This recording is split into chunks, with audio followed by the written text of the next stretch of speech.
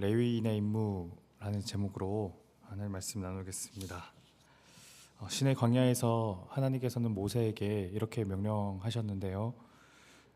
레위 자손들을 계수하되 1개월 이상 된 남자는 모두 세봐라. 레위 자손의 아들은 총 3명, 레위의 아들은 3명입니다. 게르손, 고핫, 무라리. 이 세 아들들의 자손들이 이 거대한 가족들을 하나하나씩 이루는데, 게르손 아들의 수는 모두 7,500명이고 또 고핫 자손의 숫자는 8,600명이며 무라리 자손의 숫자는 6,200명이었습니다. 그런데 이상한 것은요, 이 게르손, 고핫, 무라리 자손의 숫자를 모두 더해보면 22,300명이 나와야 하는데 39절을 보면 그 결과가 다르게 나옵니다. 39절, 모세와 아론이 여호와의 명령을 따라 레위인을 각 종족대로 계수한 즉 1개월 이상 된 남자는 모두 22,000명이었더라. 22,000명이라고 나와요. 계산이 어디가 잘못된 걸까요?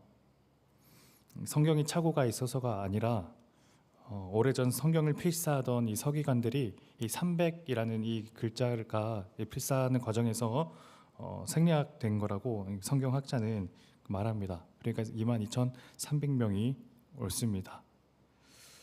하나님께서는 모세에게 레위 자손의 숫자를 계수하라 하셨는데도 거기서 끝나지 않고 오늘 본문은 이 레위 자손이 각각 어떤 임무를 맡았는지 너무 상세하게 기록하고 있죠.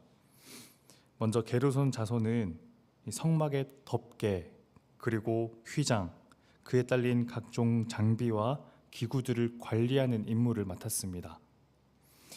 무라리 자손은 성막의 널빤지 또는 각종 기둥, 말뚝, 받침대 등을 관리하는 임무를 맡았고, 그중 고핫 자손은 가장 중요한 일을 맡았는데요.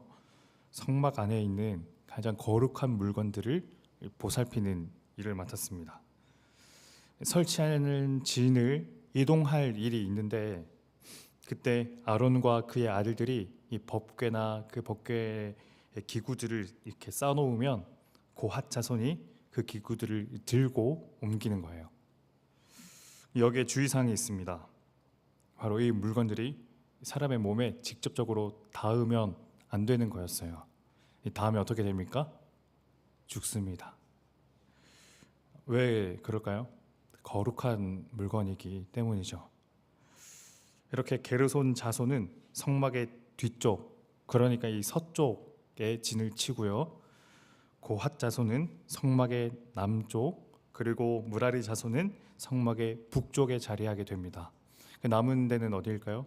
동쪽은 한 가운데 성막을 두고 왼쪽에는 게르손 자손이, 그리고 아래쪽에는 고핫 자손, 위쪽에는 무라리 자손이 이렇게 자리하고 있는데, 이 동쪽, 그러니까 성막의 앞쪽은 누가 있습니까? 모세와 아론 또 그의 아들들이 자리하고 있습니다. 잘 아시듯 나답과 아비후는 제단의 불을 잘못 관리하여 목숨을 잃고 남은 아들은 엘르아살과 이다말이 있죠. 이들은 제사장직을 수행했으며 성막 앞 바로 해 뜨는 동쪽에 진을 칩니다. 이렇게 해서 성막의 동서 남북 모두 레위인이 자리하게 되는 겁니다. 평이할 정도로 레위 자손의 수와 그리고 임무만을 말하는 것 같았던 오늘 말씀에서 유난히 눈길을 사로잡는 대목이 있습니다. 바로 38절입니다. 38절 한번 다 같이 한번 읽어볼까요?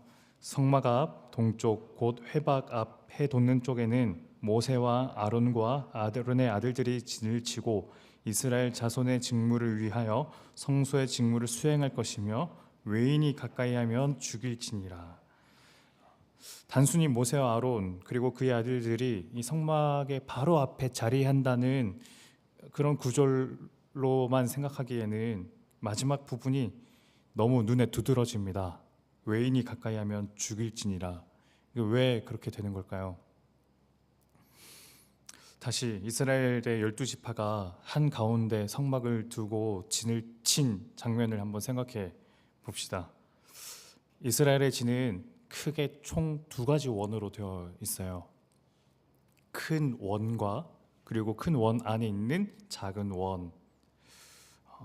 큰 원을 둘러싼 지파들은 동쪽으로 이사갈, 유다, 스불론, 북쪽으로는 아셀, 단, 납달리, 서쪽에는 베냐민, 에브라임, 므낫세, 남쪽에는 갓, 루벤, 시므온이 자리합니다.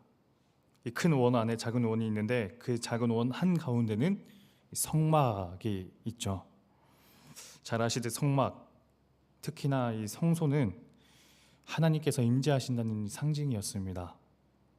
하나님께서 임재하신다는 것은 오늘 지금처럼 은혜스러운 일이라기보다 죄의 오염으로 더러워진 인간이 하나님의 거룩하심과 맞닥뜨릴까봐 두렵게 만드는 일이었습니다. 그런 하나님의 성소를 둘러싸고 있는 것이 바로 레위인이었던 거예요. 무슨 의미입니까?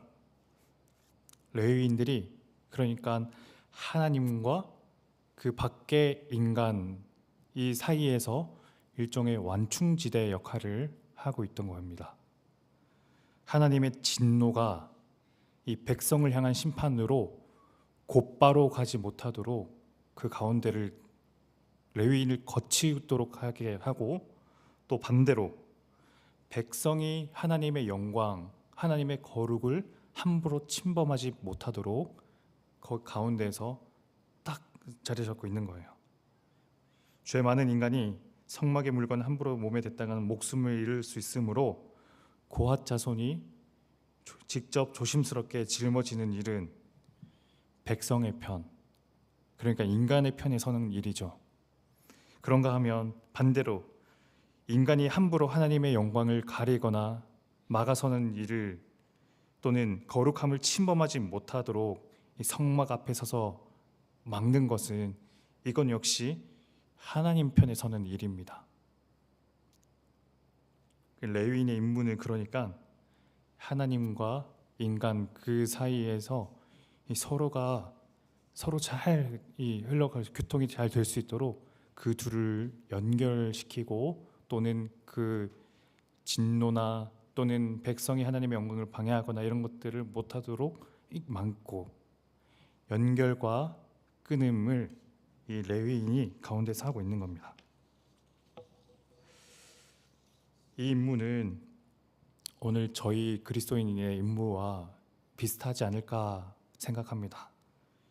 하나님과 사람을 연결시키는 일, 하나님의 진노로부터 이 죄 많은 세상을 위해 중보하고 다른 이들을 위해 기도하는 일, 동시에 하나님의 영광과 거룩함이 손상되지 않도록 그분의 거룩함을 우리 몸속에 짊어지고 스스로를 늘 성결하게 하며 사는 일, 오늘 저희가 그런 하나님의 편에 서기를 최선을 다하고 동시에 사람의 편에 서기를 최선을 다하는 그런 레위인의 삶을 생각하며 그런 모습이 저희 모습 되기를 원합니다. 이런 마음으로 함께 기도하면 좋겠습니다. 오늘 이 말씀을 담아서 두 가지 정도 기도 제목을 좀 드리려 하는데요. 첫 번째, 하나님과 백성 사이에서 중간자적 위치를 살았던 레위인처럼 오늘 저희가 그런 삶을 살길 원합니다. 어떤 일이 있어도 하나님의 편에 서게 하시고, 또 동시에 사람의 편에도 서게 하셔서 그들을 위해 중보하는 제가 될 수 있도록 도와주옵소서. 두 번째, 하나님, 2023년을 시작하게 해주셔서 감사드립니다. 올 한 해 하나님 앞에서 저희가 가진 계획과 목표들이 하나님께서 원하시는 방향으로 성취될 수 있도록, 또 그래서 저희가 하나님의 뜻에 더 민감하게 귀 기울일 수 있도록 해주셔서, 이 두 가지 제목 가지고 기도하신 후 개인 기도로 나아가겠습니다. 기도합니다.